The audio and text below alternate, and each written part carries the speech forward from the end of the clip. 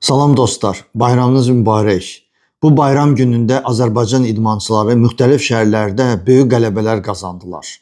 Dünyanı səs-küyə salan 72 yaşlı Adil Hüseynzadənin tələbələri Mixail Malkin, Bilal Qurbanov, Tofiq Əliyev və Adil Hacızadə Tumbling üzrə dünya çempionatında ikinci dəfə çempion oldular. Təsəvvür edirsiniz, Azərbaycanın milli komandası Amerikanı 4 xal qabaqlayaraq tarixində ikinci dəfə dalbadal dünya çempionu titulunu qazandı.